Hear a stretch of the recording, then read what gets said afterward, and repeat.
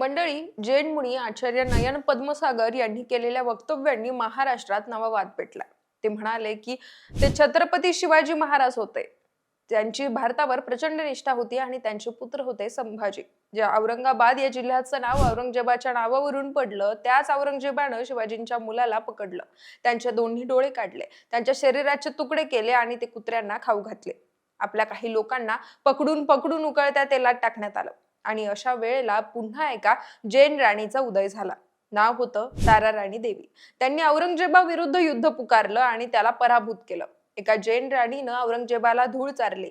हा इतिहास जैन महिलांचा इतिहास आहे. भारताचा इतिहास हा कायर लोकांचा कधीच नव्हता, असं म्हणत जैन मुनी आचार्य नयन पद्मसागर यांनी एक नवा वाद अंगावर ओढावून घेतलाय. बरं, ते एवढ्यावरच थांबले नाही, तर त्यांनी आणखी काही वादग्रस्त वक्तव्य केली आहेत. त्यांनी असे काही खळबळजनक दावे केलेत ज्याची आता मोठी चर्चा रंगली आहे. पण महाराणी तारा राणी या जैन समुदायाच्या होत्या.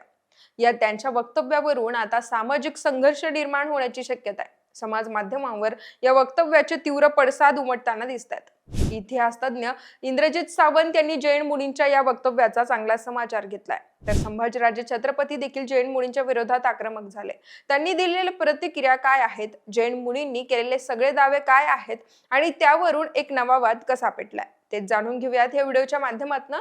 नमस्कार, मी पूजा आणि आपण पाहतायत देदनका. छत्रपती संभाजी महाराज आणि छत्रपती राजाराम महाराजांच्या मृत्यूनंतर महाराणी तारा राणी यांनी वयाच्या अवघ्या 25व्या वर्षी स्वराज्याची सूत्र हाती घेतली. अत्यंत प्रतिकूल परिस्थितीत सुमारे 7 ते 7.5 वर्ष त्यांनी औरंगजेबाच्या महाकाय मुघल सैन्याशी लढा दिला. ताराराणी यांच्या या प्रखर संघर्षामुळे आणि नेतृत्वामुळे स्वराज्य नष्ट करण्याचं औरंगजेबाचं स्वप्न भंगलं आणि मराठा साम्राज्य जिवंत राहिलं. पुढे जाऊन त्यांनी कोल्हापूरच्या गादीची स्थापना केली. महाराणी ताराबाई या स्वराज्याचे सरसेनापती हंबीरराव मोहिते यांच्या कन्या होत्या. छत्रपती शिवाजी महाराजांच्या सूनबाई तर छत्रपती राजाराम महाराजांच्या त्या पत्नी होत्या. आता एकीकडे हा सर्व इतिहास असताना आचार्य नयन पद्मसागर यांनी मात्र महाराणी ताराबाई या जैन समुदायाच्या असल्याचं वक्तव्य केलंय. मुंबईतील जैन समुदायाच्या एका कार्यक्रमात बोलताना ते म्हणाले होते की मोहम्मद गोरीनं देशावर आक्रमण केलं, त्यावेळी जैन असलेल्या मेवाड राणीनं आपली तलवार काढली. त्यानंतर पुढील अनेक वर्ष आपल्या देशावर कोणी नजर वर करून बघायची हिंमत केली नाही. संस्कार आणि संस्कृतीच्या रक्षणासाठी हातात तलवार घेणं याला धर्म म्हणतात. विक्रमादित्यनं पूर्ण भारताला स्वतंत्र करण्यास मदत केली, तर औरंगजेबाने संभाजी महाराजांना पकडून हालहाल करून मारलं आणि अशा वेळी पुन्हा एका जैन महाराणीचा उदय झाला आणि ती म्हणजे तारा राणी. एका जैन राणीनं बलाढ्य औरंगजेबाला धुळीस मिळवलं. हा पराक्रमी इतिहास आहे जैन महिलांचा. पुढे जैन मुनी असंही म्हणाले की मी आज महावीर जन्म कल्याणक दिनानिमित्त सरकारला निवेदन करतो की एखाद्या व्यक्तीच्या कितीही बायका असू द्या, पण मुलं मात्र 2च होऊ द्या आणि 2 पेक्षा जास्त मुलं असतील तर त्या कुटुंबाच्या सर्व सरकारी सुविधा बंद करा. त्यांच्या मतदानाचा अधिकारही काढून घ्या, अशी मागणी जैन मुनींनी केली आहे. त्यांनी असाही दावा केला की आज पूर्ण भारतात जेवढे पण सच्चे मराठी आहेत ते सगळे जैन आहेत. पाटील, चौगुले, खोत, सरनाईक हे सर्वजण जैन धर्म पाळतात. तसंच संत ज्ञानेश्वरांनी ज्ञानेश्वरीत सांगितलंय की मराठी भाषेची रचना ही एका जैन आचार्यांनीच केली होती. महाराष्ट्रातील पहिला साखर कारखाना आणि पहिला फिल्म स्टुडिओ देखील जैन व्यक्तीनेच सुरू केल्याचा दावा जैन मुनी नयन पद्मसागर यांनी केलाय. त्यांनी पंतप्रधान नरेंद्र मोदी यांची स्तुती करताना म्हटलं, मोदीजी आल्यानंतर भारत खऱ्या अर्थानं स्वतंत्र झाला. त्यांनी राम मंदिर निर्माण केलं आणि हिंदूंना मोठी भेट दिली. वयाच्या 75व्या वर्षी सुद्धा मोदीजी काम करतात. तुम्ही ते करू शकत नाही. तसेच जो व्यक्ती धर्माला विसरतो त्याला भविष्य नसतं, मात्र जो धर्म लोकांना मारायला शिकवतो त्यावर बंदी घालण्याची मागणी सुद्धा जैन मुनींनी केली आहे. मंडळी, या सगळ्या जैन मुनींच्या एका वक्तव्यावरून मात्र चांगलाच वाद पेटलाय. महाराणी ताराबाई या जैन धर्मीय होत्या. या त्यांच्या खळबळजनक दाव्यानंतर इतिहास अभ्यासक इंद्रजित सावंत चांगलेच आक्रमक झालेत. त्यांनी माध्यमांना प्रतिक्रिया देताना म्हटलं की महाराणी तारा राणी या हंबीरराव मोहिते यांच्या कन्या आणि छत्रपती शिवाजी महाराजांच्या सुनबाई होत्या, त्यामुळे त्या कोणत्या कुळातील आहे हे नव्यानं सांगण्याची गरज नाही. असे महापराक्रमी व्यक्ती आपल्या समाजात जन्माला यावेत असं वाटणं साहजिकच आहे, पण त्यांच्याबद्दल वक्तव्य करताना इतिहासाची माहिती घेणं तितकंच गरजेचं आहे.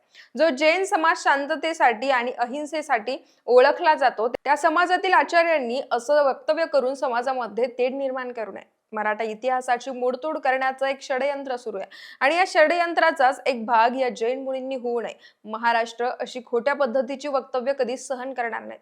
इतिहास माहिती नसताना जैन मुनींनी समाजाची दिशाभूल करू नये.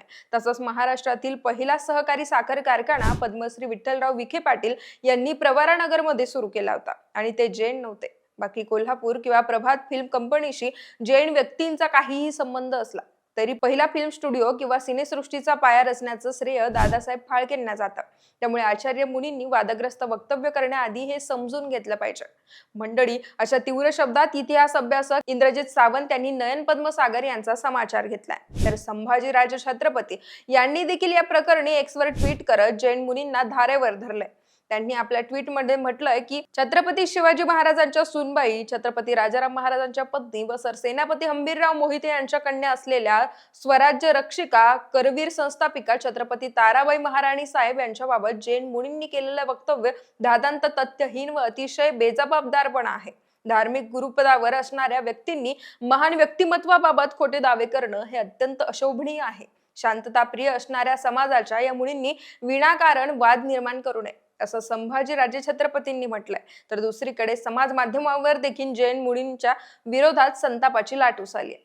त्यांनी केलेल्या वक्तव्याबद्दल माफी मागावी अशी मागणी आता होतीये. त्यामुळे या संदर्भात जैन मुनी नयन पद्मसागर आणखी काही बोलणार का, काही प्रत्युत्तर देणार का, याकडे सर्वांचं लक्ष लागलंय. बाकी या विषयावरची तुमची मतं आणि प्रतिक्रिया आम्हाला कमेंट्सच्या माध्यमातून कळवा आणि देदानकाला सबस्क्राईब करायला विसरू नका.